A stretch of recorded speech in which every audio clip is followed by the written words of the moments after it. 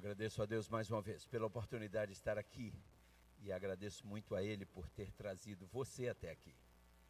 E você que nos acompanha nas redes sociais ou através das redes sociais, agradeço a Ele também por sua companhia, por sua presença conosco por esse método. Estamos apresentando uma série baseada no livro Eventos Finais. Então, aqueles que vêm acompanhando esta série sabem que uma temática tem vindo na sequência de outra. Talvez se alguém estiver vindo hoje pela primeira vez aqui ou nos acompanhando hoje pela primeira vez através das redes sociais, não entenda a princípio algumas coisas que serão ditas, mas se você tiver um pouquinho de paciência, você vai começar a entender. Eu não tenho dúvidas de que nós estamos vivendo no fim do tempo do fim. Nós, quando lemos aquela profecia do capítulo 2 de Daniel, da estátua, nós todos entendemos que nós estamos nos pés da estátua, no período representado pelos pés da estátua. E alguém disse outro dia, numa forma hilárica, mas ao mesmo tempo séria, essa pessoa dizia: pastor, nós estamos já na ponta da unha da estátua. E a verdade, queridos, é isso mesmo. Eu tenho observado que o inimigo está irado como nunca, e a Bíblia diz isso, a Bíblia diz: ai dos que habitam na terra e no mar. Por quê? Porque o diabo desceu até vós e tem grande ira, sabendo que pouco tempo lhe resta. Queridos, a Bíblia me diz que Satanás tem consciência de que falta-lhe pouco tempo. Sabe o que me entristece? É constatar que muitos de nós vivemos como se isso não fosse verdade. Muitas vezes nós vivemos como se no fundo, esse negócio da volta de Jesus não é tão assim urgente. Eu quero te lembrar que Jesus voltou hoje para todos que morreram hoje. Em que sentido? Porque para eles não tem mais nada que possa ser feito. O caso deles está fechado para balanço. A próxima pessoa que eles irão ver será Jesus, para dar-lhes as boas-vindas ao reino, ou para dizer-lhes: apartai-vos de mim, malditos, para o fogo eterno, preparado não para vocês, mas preparado para o diabo e seus anjos, porque essas são as palavras que Jesus irá dizer, conforme lemos em Mateus. O fogo eterno, queridos, é algo que Deus preparou para Satanás e seus anjos. Agora, todos aqueles que preferiram a simpatia, a amizade e a intimidade com Satanás à de Deus, lamentavelmente terão que ir junto com ele. E Deus está nos dando alerta após alerta para que a gente diga: ainda tem um tempo, ainda tem uma oportunidade, eu vou mudar de rumo. A minha esposa mencionava há pouco, nós temos estado ultimamente lidando com muitos casais que estão enfrentando problemas, num volume assim, maior do que o comum, que a gente está acostumado. A gente vê que, tudo bem, aí a pandemia possivelmente tenha uma parcela para essa situação, mas a verdade, queridos, é que existem somente duas heranças que sobraram do Éden. Só temos duas reminiscências do Éden até hoje. Sabem quais são? Uma é o sábado. A outra é a família. Só essas duas coisas restaram do Éden. E o diabo odeia esses dois pilares que restaram. E por isso ele ataca esses pilares como nunca. E nós vamos ver no estudo de hoje um pouco desses ataques, especialmente no que tange à lei de Deus. O tema de hoje tem como título, um título um pouquinho grande, né? O pequeno tempo de angústia e os enganos dos últimos dias. Eu quero convidar você a abrir comigo sua Bíblia, por gentileza, no livro de 2 Tessalonicenses, capítulo 2, versículo 4. 1 Tessalonicenses, capítulo 2, versículos de 1 até o versículo 4. Eu quero me corrigir, obrigado pela observação, é 2 Tessalonicenses, não 1. 2 Tessalonicenses, capítulo 2, versículos de 1 até o versículo 4. Leiamos o texto. 2 Tessalonicenses, capítulo 2, versos de 1 a 4. Eu aqui leio assim: Ora, irmãos, todos encontraram? Ora, irmãos, rogo-vos pela vinda do nosso Senhor Jesus Cristo e pela nossa reunião com Ele, que não vos movais facilmente do vosso entendimento, nem vos perturbeis, quer por espírito, quer por palavra, quer por epístola, como de nós, como se o dia de Cristo estivesse já perto. Ninguém de maneira alguma vos engane, porque não será assim, sem que antes venha o quê, irmãos? Sem que antes venha a apostasia, e se manifeste o homem do pecado, o filho da perdição, o qual se opõe e se levanta contra tudo que se chama Deus, ou se adora, de sorte que se assentará como Deus no templo de Deus, querendo parecer Deus.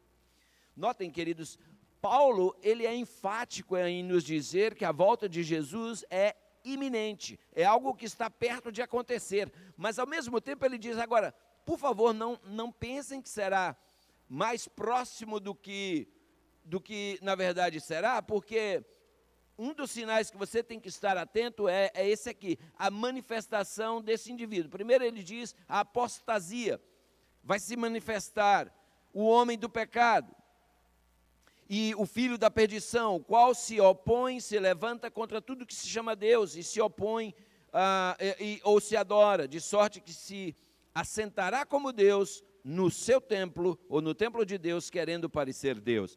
Irmãos, na medida em que a obra da salvação está se encerrando, tribulações virão sobre o planeta Terra.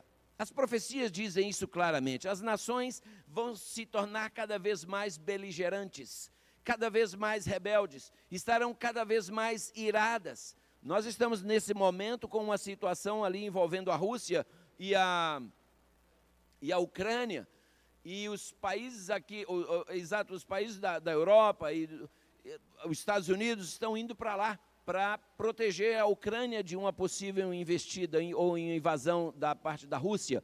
O mundo, queridos, está por um fio. Nós estamos todos sentados em cima de um barril de pólvora, com o pavio já aceso. A qualquer momento pode explodir. E essa é uma realidade.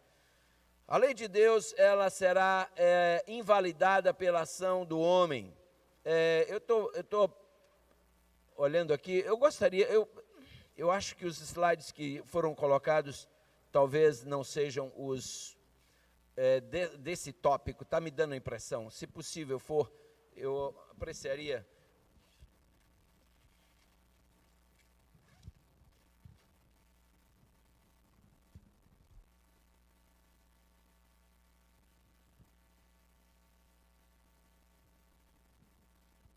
Eu peço desculpas pelo pequeno incidente, mas a gente já corrige isso. A verdade, queridos, é que a lei de Deus ela será invalidada pela ação de Satanás. Satanás tem um ódio contra a lei de Deus. Veja como pastores se levantam dos seus púlpitos para dizer que a lei de Deus não mais está valendo. Não só pastores, padres e outros líderes religiosos têm se levantado dos seus púlpitos para tentar desmerecer a lei de Deus. Agora imaginem o que seria do planeta Terra se a lei de Deus fosse de fato invalidada. A verdade é que os oponentes à lei de Deus se opõem, na verdade, no fundo eles se opõem, se for católico, a 2 mandamentos. Se for protestante, eles se opõem a 1 mandamento. Pergunta a qualquer religioso de qualquer denominação se ele está ok com o roubo. Vão dizer que não. Não, roubar não. E o crime, que tal? Não. Afinal, se a lei foi abolida, roubo está liberado. O crime está liberado. O adultério está liberado. Mas ninguém quer, não, isso não. O problema é o sábado, se é protestante. Se for católico, o problema é a adoração de imagens e o sábado. Sem nenhuma ofensa aos católicos, sem nenhuma ofensa aos protestantes, ao nós mencionarmos aqui católico, mas estamos falando de um fato que é conhecido de todos. A verdade, queridos, é que nós temos muitas vezes mencionado aqui, inclusive, que esse país, caracterizado pela democracia, caracterizado pela liberdade religiosa, irmãos, esse país, essa liberdade religiosa que nós desfrutamos hoje, essa democracia que nós desfrutamos hoje, muito obrigado, estão com seus dias contados. A lei de Deus tem sido pisada pelo homem. Infelizmente, queridos, a constituição desse país, que tem se caracterizado pela democracia e pela liberdade religiosa, também será alterada, e não demora. Você só espere e você verá. A luta será decidida no que respeita ao assunto do sábado e agitará o mundo inteiro. Como podemos ver, irmãos, uma grande crise aguarda o povo de Deus. A Bíblia nos diz que Satanás tem uma ira muito grande contra a mulher. Você sabe que o termo mulher é usado em profecia para se referir à igreja de Deus.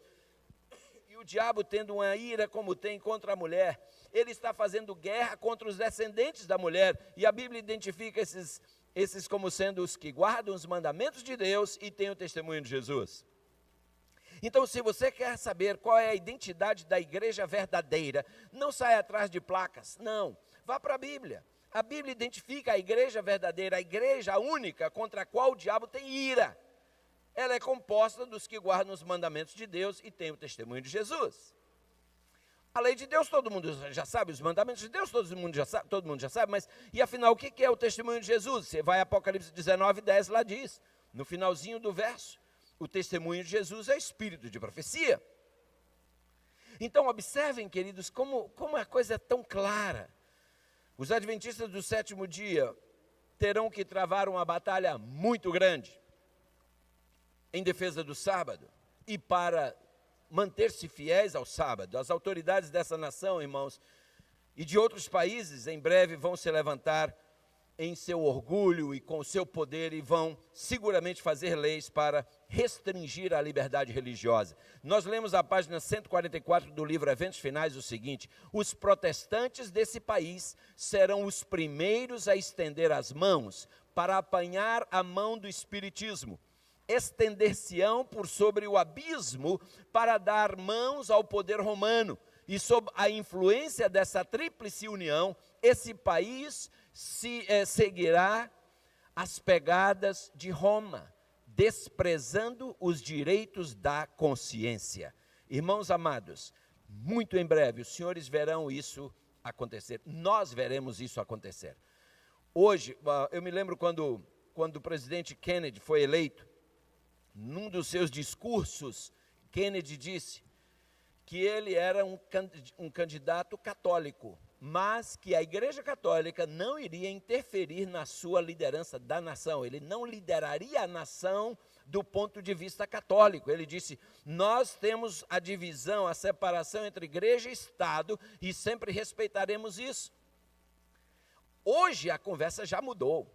Hoje vários legisladores desse país estão tentando derrubar essa parede de separação entre igreja e Estado. Já há um movimento muito grande dentro do Congresso americano para se redesenhar essa questão. Um juiz chegou a dizer que essa ideia de separação de igreja e Estado é uma ideia meio louca. Então não demora, queridos, as coisas vão mudar. E quando a gente lê um pouco mais adiante, a gente vê que, de fato, assim será. Irmãos, todos que não se curvarem ao decreto dos concílios nacionais e obedecerem às leis também nacionais para exaltar o sábado, ou seja, aqueles que resistirem às leis nacionais e permanecer fiéis ao sábado, esses irmãos seguramente irão pagar um preço. As organizações religiosas que se recusam a ouvir as mensagens de advertência da parte de Deus estarão seguramente, irmãos, sob o engano, se unindo com o poder civil para perseguir todos aqueles que discordarem. Outra vez, o livro Eventos Finais, a página 145, nós lemos assim: as igrejas protestantes se unirão com o poder papal para perseguir o povo de Deus que guarda os mandamentos. Na verdade, queridos, tem sido propagado a plenos pulmões aí por muitos líderes, a cada época em que se comemora a reforma protestante, cada vez mais aumenta o coro dos que dizem: o protesto acabou. Acabou o protesto. Vamos enfatizar nossas semelhanças, vamos ignorar nossas diferenças. Esse é o discurso. O protesto acabou. Minha pergunta é: acabou? Por quê? Ou porque agora nós estamos todos, nós vemos tudo da mesma perspectiva. Interessante. Daquelas 95 teses que Lutero pregou nas portas da igreja de Wittenberg, minha pergunta é: qual delas, das 95, qual delas, me mostre uma única, que a igreja católica diz: realmente Lutero tinha razão, nós nos rendemos, we back off. Ele tinha razão nesse ponto. Uma das 95, nenhuma. A igreja católica até hoje não arredou o pé sequer de uma delas. E diz que o protesto acabou. Sabe por que o protesto acabou? Porque os protestantes não protestam mais. Os protestantes adoram no dia que a igreja católica instituiu. Os protestantes fazem tudo como a mãe manda, como ela faz. Então, o protesto de fato acabou, não porque a meretriz mudou, porque as demais filhas dela se renderam, se cansaram de protestar, cansaram-se de ser diferentes. E, queridos, aqui está o perigo de nós, o perigo que nos ameaça, de nós também nos cansarmos de ser diferentes. Deus nos chama para ser um povo peculiar e separado. Deus nos chama para ser um povo santo. Mas, lamentavelmente, irmãos, parece que a gente está se cansado de ser separado. A gente está se cansando de ser diferente. A gente está se cansando de ser santo. É uma pena, mas é uma realidade. A gente já se veste como o mundo se veste muitas vezes. A gente se diverte como o mundo se diverte muitas vezes. A gente assiste os mesmos filmes que o mundo aí assiste muitas vezes. A gente ouve as mesmas músicas que o mundo ouve muitas vezes. A gente namora como o mundo lá fora namora muitas vezes. A gente se relaciona como marido e mulher da mesma maneira que o ímpio que não tem Deus se relaciona muitas vezes. Onde é que estão nossas diferenças? Então, amados, é preciso que a gente pare e pense. O que é que está acontecendo? Esse poder que a profecia apresenta como sendo semelhante a um cordeiro que depois se torna como um dragão para pelejar contra os que guardam os mandamentos de Deus e tem o testemunho de Jesus. Queridos, a igreja apóstata é representada por esse poder e ela apelará para o braço forte do poder civil. E nessa obra vão se unir romanistas e protestantes contra um grupo minoritário que não se dobrará a Baal. Aqueles que viverem durante os últimos dias da história terrestre vão experimentar o que é que significa ser perseguido por causa da verdade. Sabe, irmãos, nós não estamos sendo perseguidos ainda, é porque no fundo, nós não estamos fazendo muita diferença. Esse é o problema. Lá no trabalho, se o chefe fala grosso e ameaça, a gente negocia sexta-feira à noite. E talvez até a parte clara do sábado. Se o namorado ameaça terminar o namoro, a jovem santa, filha de Deus, acaba negociando o 7º mandamento. Para ganhar uns trocados a mais do governo, a gente mente na declaração de imposto de renda. É assim que a gente tem feito. Para conseguir ficar legal nesse país, a gente se casa de mentirinha. Irmãos, que céu é esse que a gente está pensando que vai? Que céu céu é esse? E aí no sábado eu estou adorando a Deus. Escutem, adorar a Deus é extremamente importante. Mas lembre-se, isso não substitui uma vida de santidade. Nós entramos aqui para aprender e saímos daqui para viver o que aprendemos. Mas lamentavelmente parece que quando a gente sai, o que a gente aprendeu fica ali na porta. A gente já chega em casa tão vazio como estava quando saiu de lá.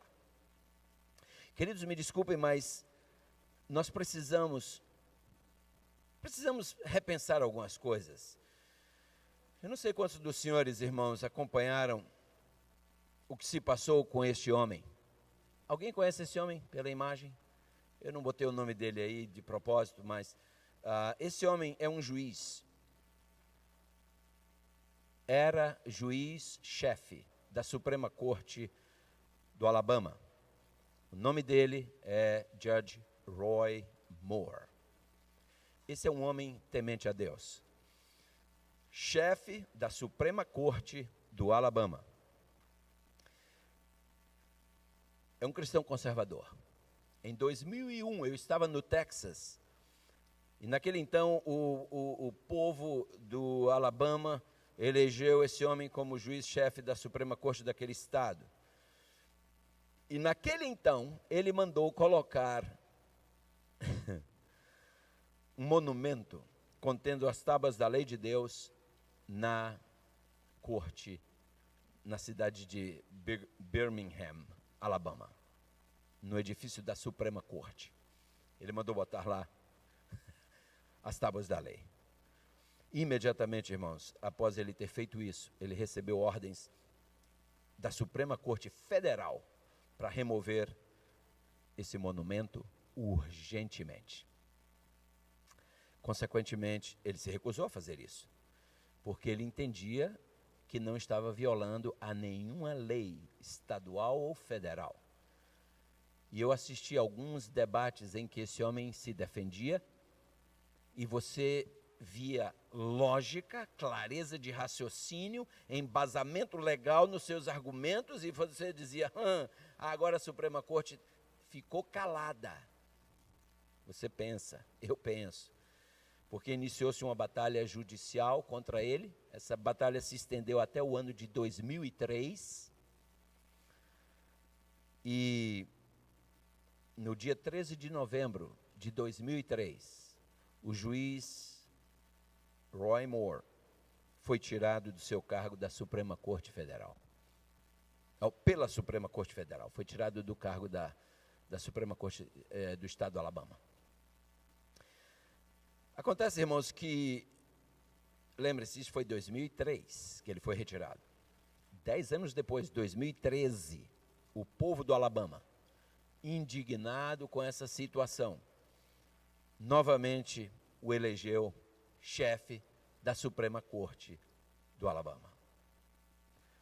E no dia 30 de novembro de 2016, ele foi novamente retirado, pelo mesmo problema.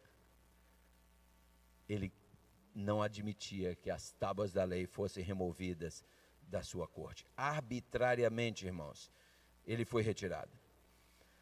E ele se recusou eu quero me perdoar, me ajudem, me perdoem, apaguem. Ele primeiro tinha sido retirado por causa das tábuas da lei, dessa segunda feita. Ele foi retirado porque ele se recusou a reconhecer como legal casamento entre homem com homem e mulher com mulher. Esse foi o ponto. E aí houve uma manifestação, um movimento, e ele foi retirado de forma assim arbitrária. E eu estou falando de um juiz de uma Suprema Corte, num país que se diz cristão, num estado que está no Bible Belt. Alabama está no Bible Belt. Irmãos, veja o que lemos no livro Eventos Finais, página 145. Olha só. Nos tribunais, irmãos, como é que alguém pode descrer dessa escritora como tendo sido uma mulher inspirada por Deus? Ela escreveu isso há 150 anos atrás. Nos tribunais prevalecerá o que, irmãos? A injustiça. Os juízes recusarão ouvir as razões dos que são leais aos mandamentos de Deus, porque sabem que os argumentos em favor do quarto mandamento são irrefutáveis. Eles dirão: temos uma lei e de conformidade com a nossa lei, ele deve morrer. A lei de Deus não é nada para eles. A nossa lei lhes é suprema. Sabe, irmãos, os que respeitarem a lei humana serão favorecidos, mas nenhum favor será concedido a quem não se submeter ao falso sábado. Breve sairá uma lei favorecendo a guarda do domingo como um dia sagrado.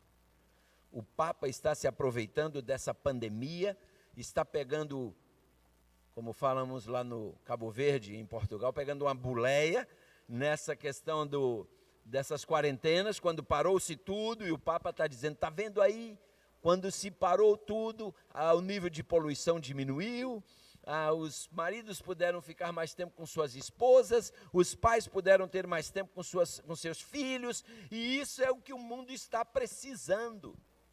E ele está consolidando esse argumento e convencendo a todos, irmãos, que é preciso parar tudo um dia.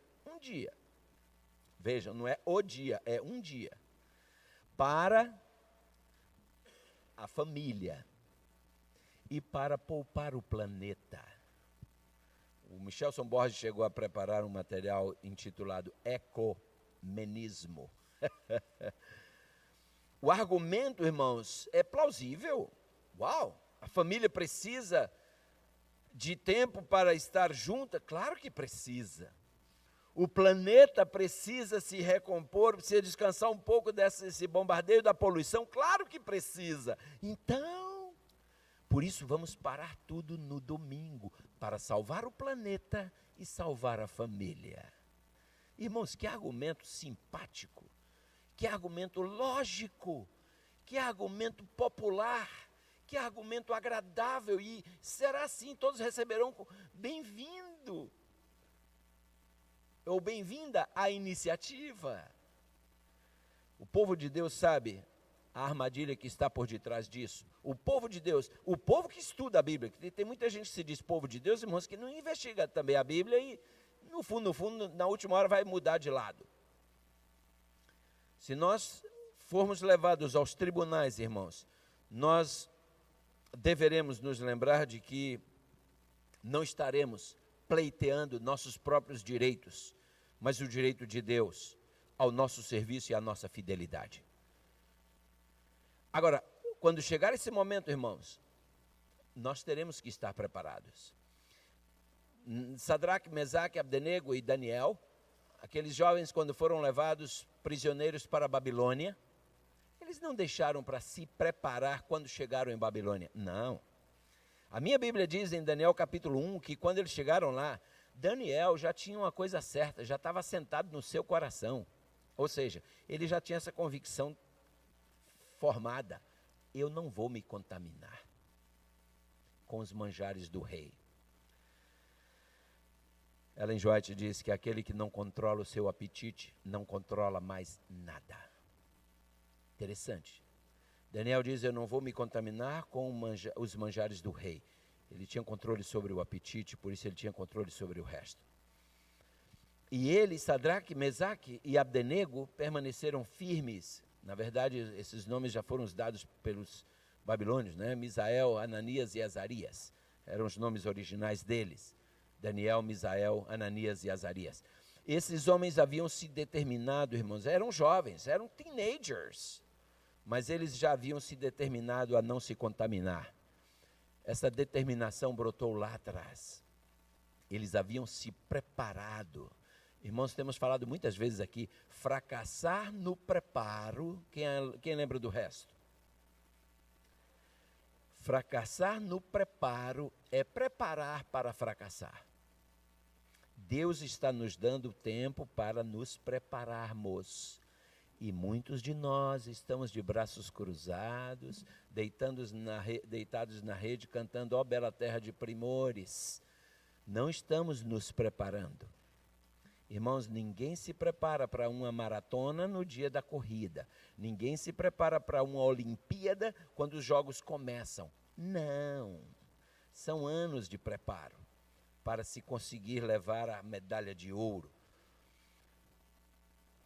A página 146 do livro Eventos Finais, nós lemos assim: o mesmo espírito despótico que, noutras eras, tramou contra os fiéis, há de tentar extirpar da face da terra os que temem a Deus e obedecem à sua lei. Virá o tempo, irmãos, em que, por defendermos a verdade bíblica, nós seremos considerados traidores e infiéis. Foi assim na Idade Média. Eram considerados hereges todos que não concordavam com as imposições da Igreja Romana. Eram considerados hereges, eram perseguidos e eram mortos. Será assim no fim também. Nós lemos a página 147 o seguinte, diz ali: declarar-se-á que seus conscienciosos escrúpulos são teimosia, obstinação e desdém à autoridade. Serão acusados de deslealdade para com o governo. E aí na sequência diz: as perseguições dos protestantes pelo romanismo, por cujo intermédio a religião de Jesus Cristo quase foi aniquilada, serão mais do que igualadas quando o protestantismo e o papado se unirem. Irmãos, na minha família, meu pai veio da igreja romana, da igreja católica. A minha mãe veio da igreja luterana. A minha mãe era de descendência alemã e, como tal, era uma fiel luterana. Na igreja, na cidade onde eu nasci, na minha infância, tínhamos ali uma igreja luterana muito forte. E tinha a igreja católica. E quando meu pai conheceu a verdade e se converteu, a minha mãe ficou irada. Ela ficou muito tempo sem falar com meu pai. E meu pai dizia: olha, você segue seu rumo, eu sigo o meu. Engraçado, enquanto ele era católico, minha mãe nunca se importou, mas o dia que ele se tornou um adventista e minha mãe virou uma fera e pai se tornou inimigo dela. Mas ele dobrava o joelho e orava. Ele era um homem violento, de repente passou a ser um homem calmo. Ele bebia, parou de beber. Ele fumava, parou de fumar. Ele ficava nos bares antes de vir para casa, parou disso, vinha direto para casa. E minha mãe começou a olhar e dizer: peraí, o relacionamento dele com ela, o tratamento dele para com ela mudou. Aí ela disse: peraí, eu quero conhecer essa igreja. E começou a estudar a Bíblia. E minha mãe se converteu. Aí a família dela toda ficou contra ela. Sabe, irmãos, nós iremos enfrentar situações difíceis. Nossos piores inimigos surgirão dentro de nossos próprios lares, talvez, muitas vezes, será o caso. Irmãos, nós somos admoestados a estudar a história da igreja primitiva durante e imediatamente após o dia de Pentecostes. Quando a gente lê sobre os 7 selos em Apocalipse 6, a gente vê que o cavalo branco, está lembrado quando você estudou isso em Apocalipse? Qualquer dia desse eu vou trazer esse estudo de volta, nós vamos estudar cada um desses selos. Eu me apaixono por esse estudo, é lindo demais. Mas lembrem-se de que o cavalo branco, né, que é o primeiro cavalo, ele é seguido, o cavalo que vem após ele, o segundo cavalo é o vermelho. Vocês se lembram, o cavalo branco significa o quê? Por que esse cavalo era branco? Isso significa a pureza doutrinária da igreja, porque esses cavalos representam as fases pelas quais a igreja passou naquele então. O cavalo branco era símbolo da pureza doutrinária da igreja, a doutrina pura que saiu dos lábios de Jesus, alcançou os discípulos, e dos discípulos ela foi propagada. Então, essa era a igreja do primeiro século, uma igreja pura, uma igreja fiel. E logo em seguida, irmãos, veio o cavalo vermelho. Vermelho te lembra o quê? Sangue, perseguição. Quando a igreja pura começou a crescer, começou a explodir, ela incomodou a tal ponto, irmãos, a igreja apóstata, que essa se manifestou e perseguiu os cristãos. Irmãos, o branco, símbolo da pureza, vem seguido do símbolo do sangue. Seria muito útil, irmãos, a gente reler o livro de Atos, as experiências de Paulo e dos demais apóstolos, pois o povo de Deus em nosso tempo terá de passar por experiências muito parecidas. Jamais nos esqueçamos que, como parte desses acontecimentos, será também o decreto de que ninguém vai poder comprar ou vender, a menos que tenha o selo, ou o sinal, perdão, da besta. Isso significa dizer que muitos de nossos recursos, que nós acumulamos com tanto sacrifício, com tanto suor e com tanta lágrima, vão ser confiscados pela igreja romana. Irmãos, tudo isso é profecia bíblica. Se você e eu acreditarmos, será assim. Se nós não acreditarmos, será assim. Porque essas profecias, elas são sequências de outras que todas se cumpriram sem falhar uma. Então isso me indica que o que falta ainda vai se cumprir com a mesma precisão. Deus quer que nós façamos agora tudo o que estiver ao nosso alcance para transmitir a advertência ao mundo, irmãos, enquanto ainda a Bíblia diz que os anjos estão segurando os 4 ventos nos 4 cantos da terra. Antes que alguém que nos acompanha, talvez pela primeira vez, se assuste, como 4 cantos. A terra não tem 4 cantos. Esses 4 cantos é uma linguagem figurada para representar os 4 pontos cardeais, norte, sul, leste, oeste.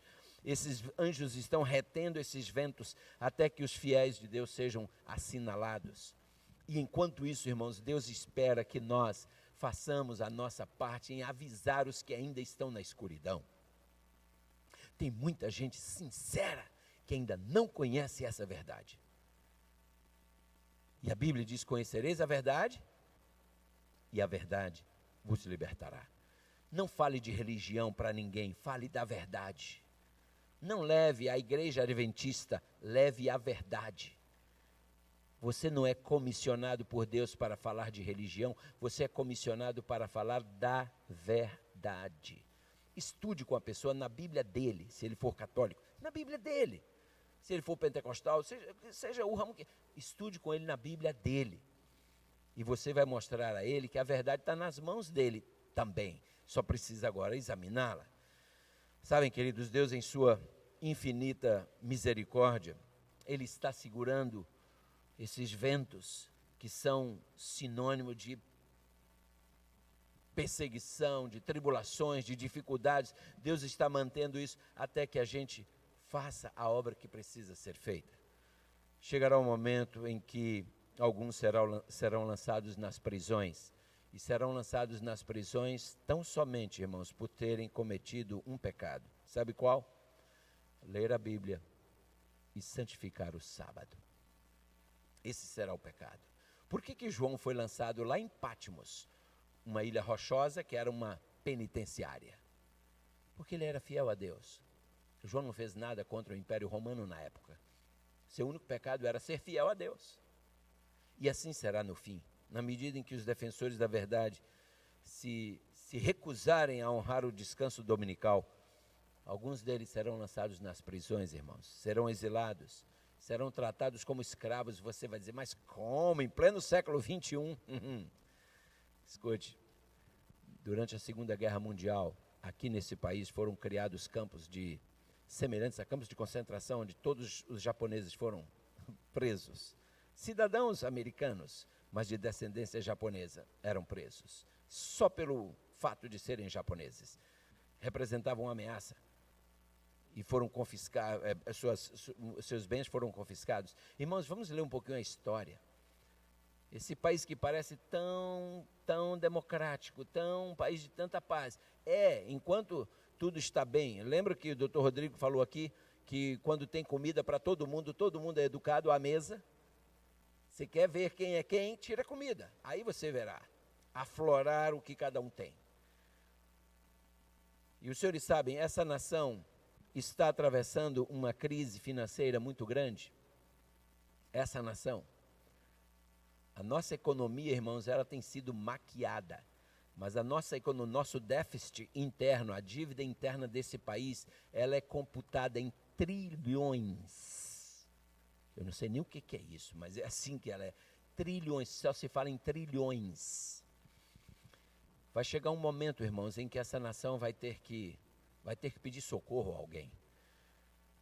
E é bem possível que nessa hora a gente veja o papado estender o braço, os dois se unirem, e aí virá perseguição.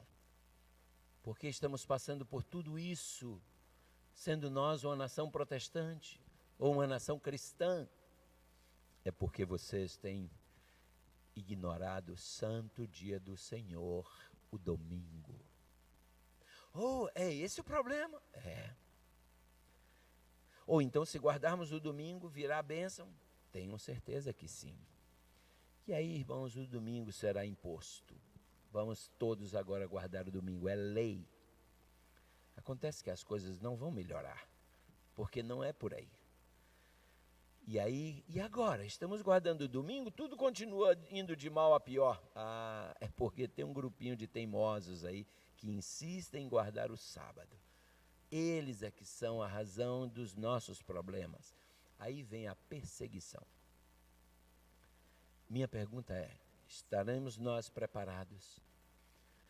Irmãos, tem um temporal vindo aí.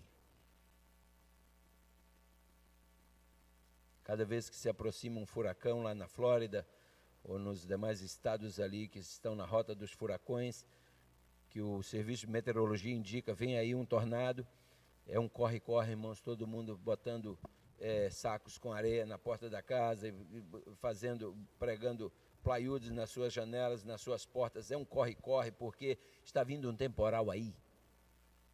Aqui, quando se diz, está vindo aí um snowstorm, que vai durar vários dias. Você vai no Walmart, você não encontra uma pilha nas prateleiras, você não encontra água, você não encontra nada. É um corre-corre quando se diz, está vindo um temporal aí. Irmãos, escutem, profeticamente falando, está vindo um temporal aí. Temporal que nós nunca vimos igual. E Deus não quer que a gente faça meramente como fazem os que correm atrás da pilha na última hora da água, e depois que passa, ainda bem que passou aí, volta tudo ao normal. Irmãos, precisamos nos preparar. Lembremos-nos de que fracassar no preparo é preparar para fracassar. Mas nós temos um hino que vai nos ajudar a concluir essa mensagem, e eu quero convidar você a cantar esse hino comigo, porque esse hino fala da segurança que nos é oferecida pelo capitão mestre da nossa embarcação, Cristo Jesus. E eu quero convidar você a cantar esse hino, meditando nas suas palavras. Irmãos, se Cristo é por nós, quem será contra nós? Por vales e aflições, se preciso for passar. Queridos, tendo Jesus comigo, irmãos, entendeu? Nós podemos atravessar qualquer situação, qualquer circunstância. Convido você a ficar de pé e louvar comigo, meditando nas palavras desse hino. E no sábado nos veremos novamente com fé em Deus. Por vales de aflições, se preciso for passar, ou mesmo se feliz, sempre em paz puder andar, bem seguro estou, se ao sol ou sombra vou, na luz ou nas trevas, farei o quê? Irei com Jesus. Canta comigo, bem forte esse coro. A todo lugar eu irei. Com quem, irmãos? Com quem? Com Amém. Fazendo o quê? Seguindo sua lei, do céu eu terei a santa luz. É meu privilégio levar a sua cruz. Irei, pois, a todo lugar com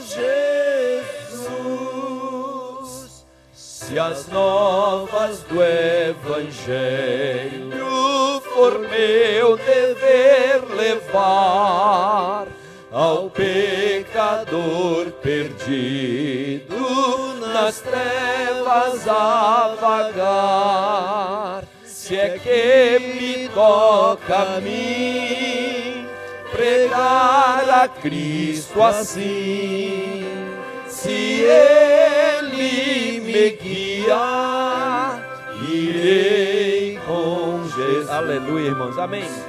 A todo lugar eu irei com Jesus, seguindo sua lei, do céu eu terei a santa luz. É meu privilégio levar a sua cruz. Irei, pois, a todo lugar com Jesus. Se a minha sorte for, mesmo em casa a cruz levar, quando outros a proclamam em terras de além-mar, se fico, pois, ou vou, contente sempre estou, pois sempre comigo Eu tenho a quem? eu tenho a Jesus. Por isso, A todo lugar eu irei com Jesus, seguindo sua lei, do céu eu terei a santa luz. É meu privilégio levar a sua cruz. Irei, pois, a todo lugar com Jesus.